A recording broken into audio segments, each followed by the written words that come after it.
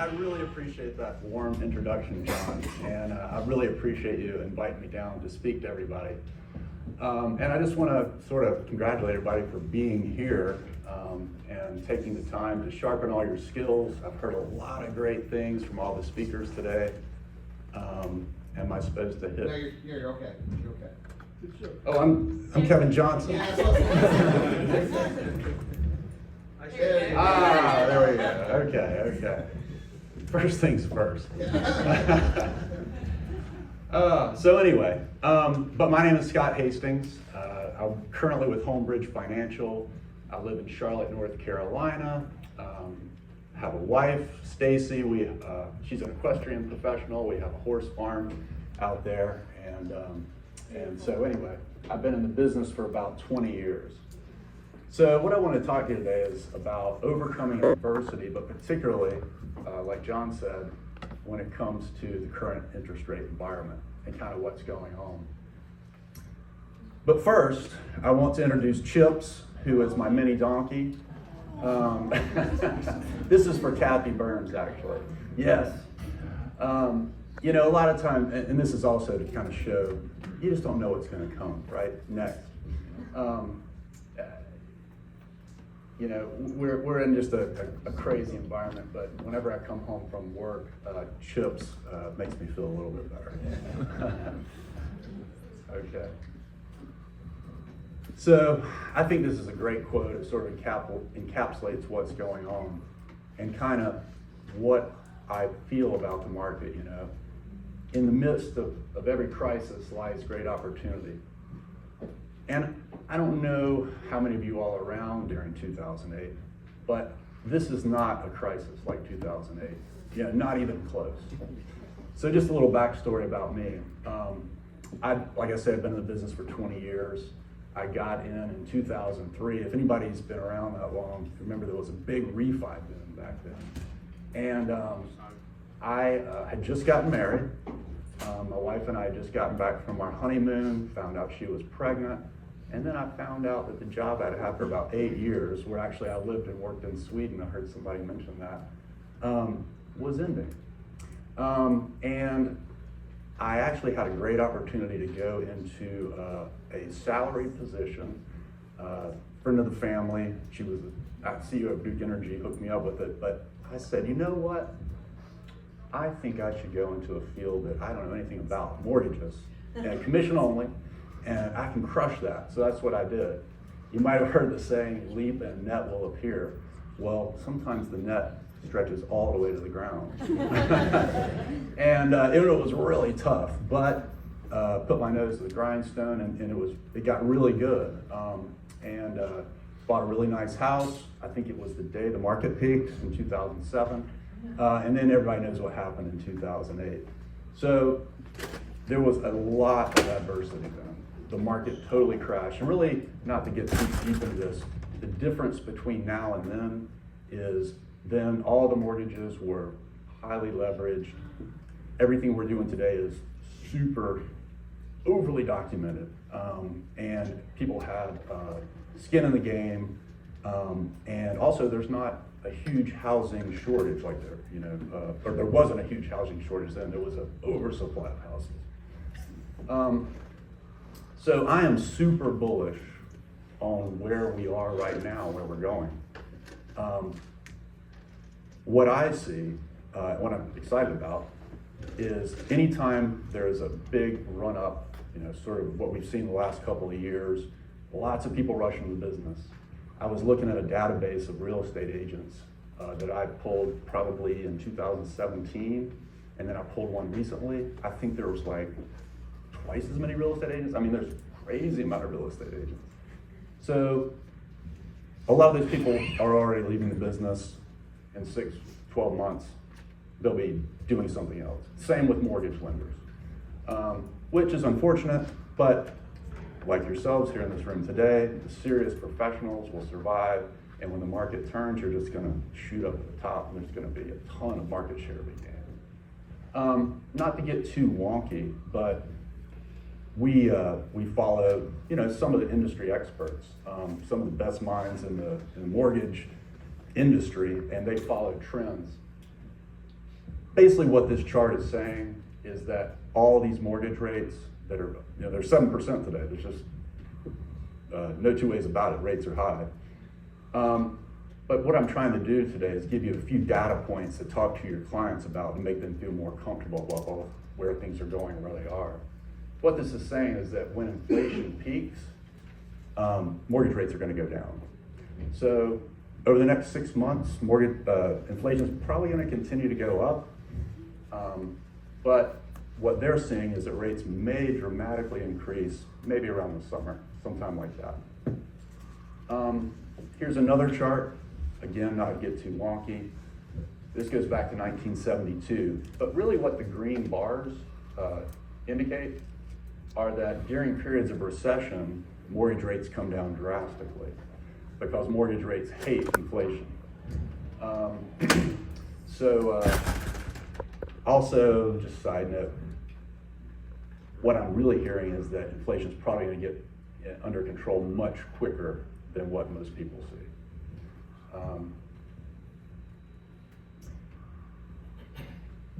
A thing I think that you can talk to your clients about is, the cost of waiting. So we have access to some software where we can pull data from any market in the country. And so I just pulled a portion of a report that's from Broward County I assume that's where we are. No. And basically all this is saying is that the median home price in Broward County right now is about $538,000. It's pulling historical data, and it's saying over the past 63 years, real estate in this county has appreciated about a little over 4% a year, over a 10-year period, about 7.5% a year, and over the last 5 years, almost 8%. But what's really interesting is that it's taking the same data and it's forecasting that over the next year, real estate's not going to increase at 20% or whatever it has been doing, but it's going to increase a little over 3% most likely. And over the next 5 years, it's going to increase over 20%. So a client, I guess is specifically, first-time home buyer that's saying, well, maybe I'll just rent for a while. What they're really saying is, I'm just going to lose $122,000 plus whatever I'm, putting out in rent every month.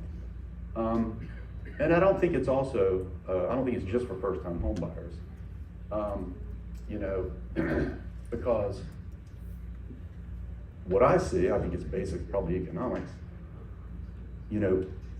As soon as rates do come back down, prices are most likely going to, start going back up.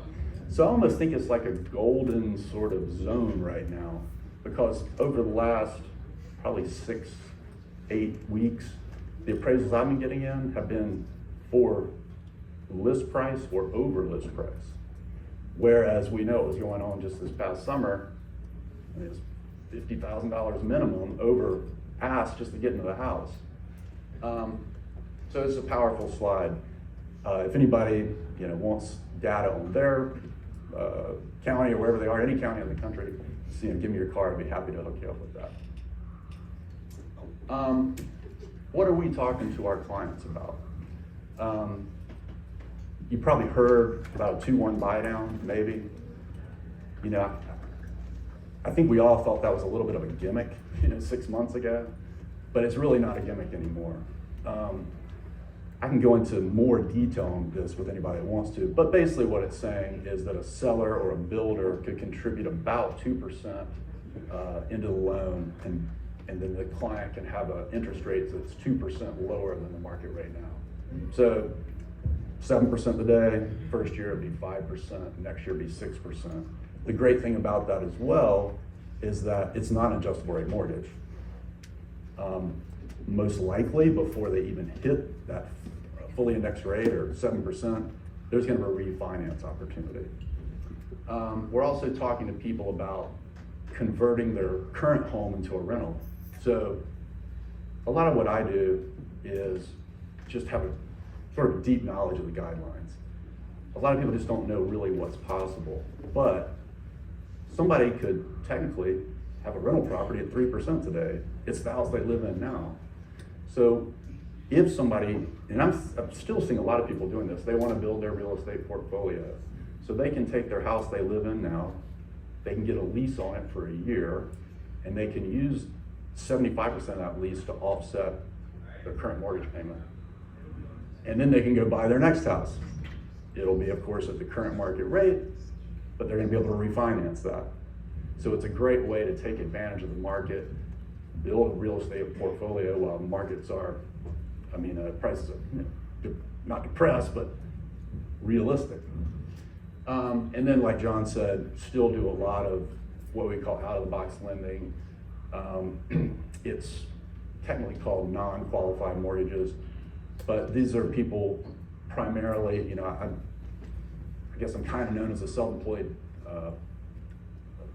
mortgage expert. In a way, I tend to have a lot of self-employed clients.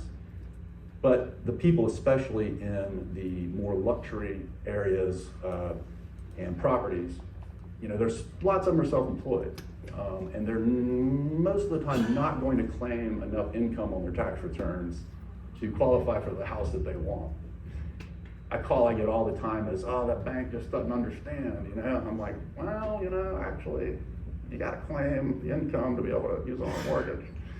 So what we can do is use bank statements instead of tax returns and put them in an alternative product.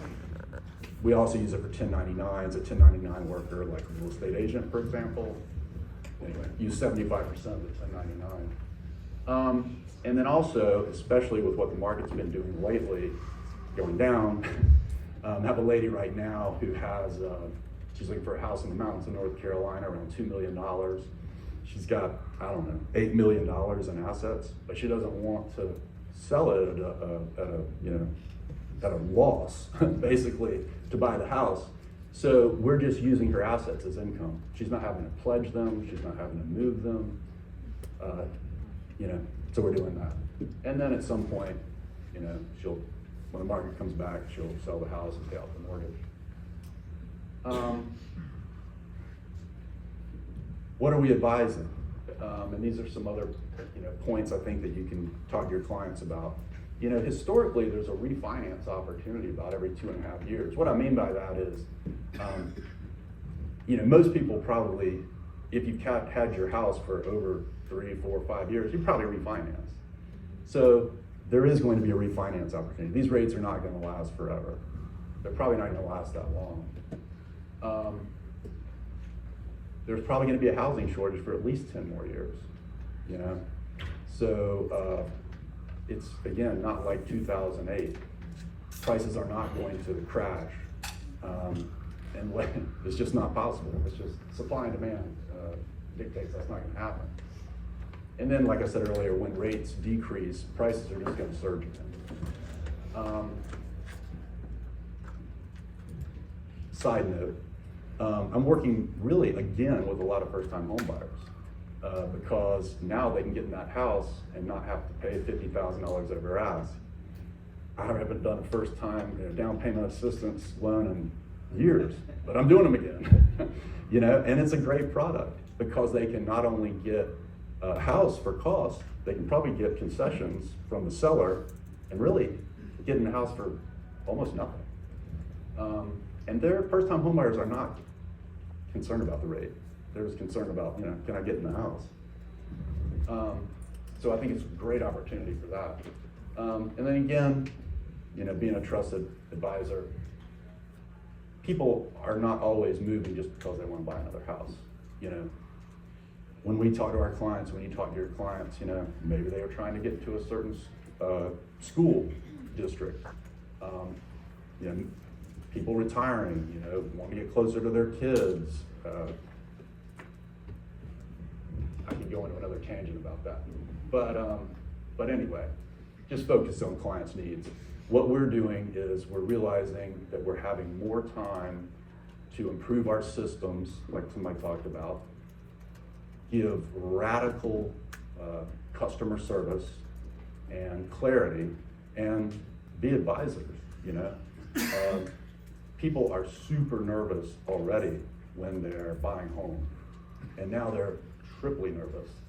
So we're able to keep them calm, get them through the process, and help them realize that this is still a great time to buy a house. And from just the sales side and talking about taking advantage of the market, we're just getting back to the basics, making the calls, double, tripling down, you know, making the relationships, again, working on our systems, because as soon as this market turns, it's gonna be fantastic. So anyway, I think that I'm finished, and that my name is still Scott Hastings.